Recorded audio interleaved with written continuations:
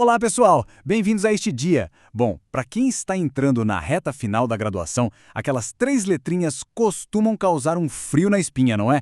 TCC, o trabalho de conclusão de curso. Mas olha, atuando como conselheiro acadêmico, o meu objetivo com a nossa explicação de hoje é entregar um roteiro definitivo para conquistar esse projeto final sem aquela ansiedade toda. O segredo aqui não é trabalhar mais, e sim trabalhar com estratégia, entendendo as regras do jogo e visualizando cada passo dessa jornada incrível. E para provar que é perfeitamente possível, a jornada inteira foi dividida nestas 6 etapas. O propósito do trabalho, do tema ao problema, a estrutura em 3 blocos, metodologia, a temida escrita ABNT e fechamos com um roteiro prático. Olhando para um projeto gigantesco quebrado assim em tarefas menores, fica muito claro que o TCC não é um monstro indomável, mas só uma série de pequenos passos muito bem organizados. Então vamos direto ao ponto. Passo 1. O propósito do TCC. Ou seja, muito mais que apenas uma nota no seu histórico. Antes de digitar a primeira palavra, a gente precisa entender o que isso tudo significa. Afinal, o que é o TCC? Ele é uma produção científica, sim, mas a grande palavra-chave aqui é autonomia. A universidade não quer apenas testar a memória de ninguém com uma prova gigante. Essa é a grande oportunidade de demonstrar independência intelectual. Quando pedem um trabalho desses, estão basicamente dizendo: mostre que a sua mente consegue investigar um problema de forma independente e tirar conclusões próprias. E, para ser sincero, é exatamente essa habilidade que abre as melhores portas no mercado de trabalho. E vale lembrar que esse trabalho pode assumir vários formatos. Pode ser uma monografia tradicional, um artigo científico mais direto, um relatório técnico ou até um projeto experimental. Mas quer saber de uma coisa? Independentemente do formato que a instituição escolher, os blocos fundamentais são idênticos.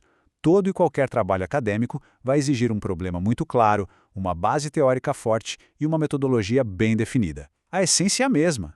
O que nos leva à nossa segunda etapa, do tema ao problema.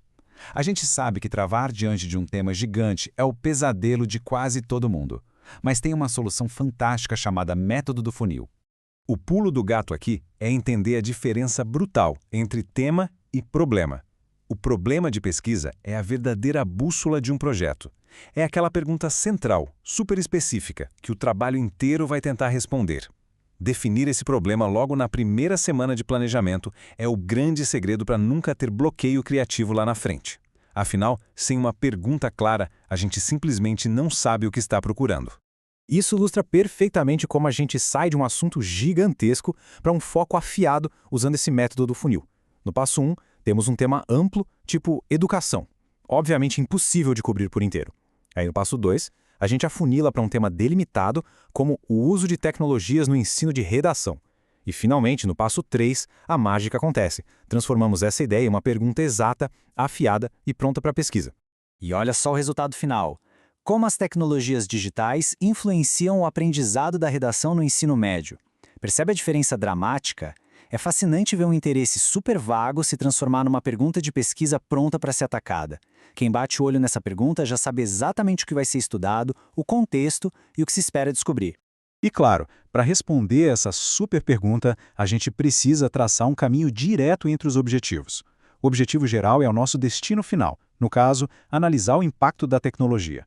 Já os objetivos específicos são os pequenos degraus para chegar lá. Primeiro, a gente identifica as ferramentas usadas, depois avalia os resultados em sala de aula e assim por diante. Cada pequeno passo específico alimenta a grande conquista do objetivo geral. Certo, pergunta feita e objetivos traçados. Agora vamos para a terceira parte, a estrutura em 3 blocos. Isso é basicamente construir o esqueleto fundamental que vai manter o projeto inteirinho de pé. O primeiro bloco traz os elementos pré-textuais. Capa, folha de rosto, palavras-chave. Muita gente acha que isso é pura burocracia chata. Mas, na verdade, essas são ferramentas de apresentação absolutamente essenciais. Elas ditam o tom profissional do documento antes mesmo de o avaliador chegar na primeira linha de conteúdo real. Dando um destaque todo especial para o resumo. São apenas 150 a 500 palavras que sintetizam o trabalho inteiro. Ironicamente, costuma ser a primeira coisa que a banca lê, mas literalmente a última que o estudante escreve, e geralmente movido a muito café de madrugada. Mas brincadeiras à parte, o resumo e o sumário são ferramentas maravilhosas de organização.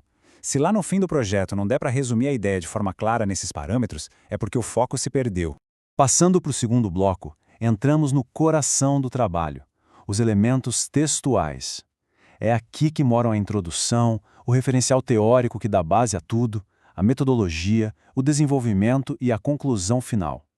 É exatamente neste núcleo que a argumentação real é construída, explicada logicamente e muito bem defendida com as evidências coletadas. E o terceiro e último bloco traz os elementos pós-textuais. As referências, é claro, são inegociáveis. Se usou a ideia, tem que referenciar. Mas tem um detalhe que confunde a cabeça de muita gente. Anexos são documentos externos, criados por outras pessoas, anexados para ajudar a entender o trabalho. Já os apêndices são materiais que o próprio autor produziu, como a cópia de um questionário criado para a pesquisa. Simples, não é? Vamos lá, etapa 4. Metodologia e pesquisa funcional.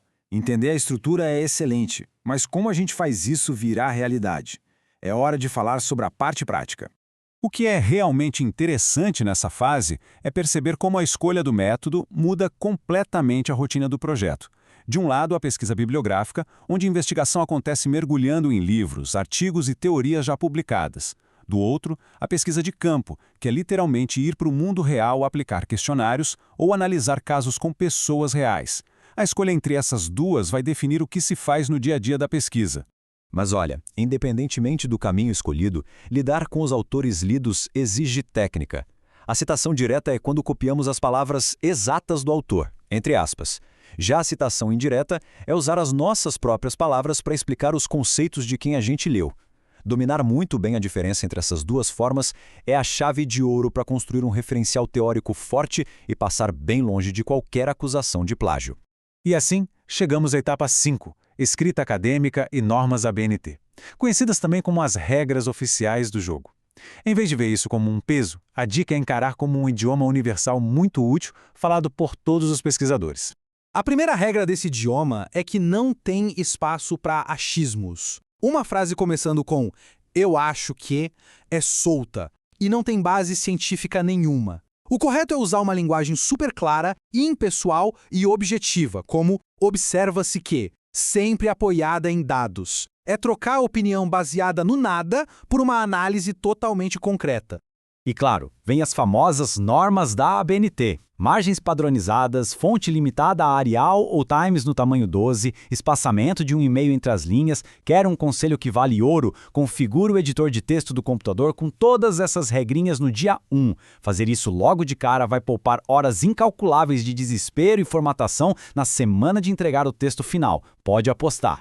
E, finalmente, chegamos à nossa sexta e última etapa, o seu roteiro prático. Como juntar tudo isso e começar hoje mesmo.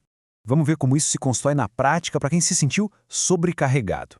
O grande segredo é esquecer as 50 páginas finais por enquanto. O foco deve ser nesses 4 passos.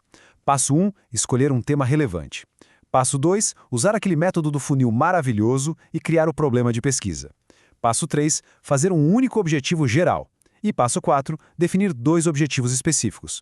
Fechou isso? Pronto, o esqueleto inicial está montado e o projeto começou oficialmente.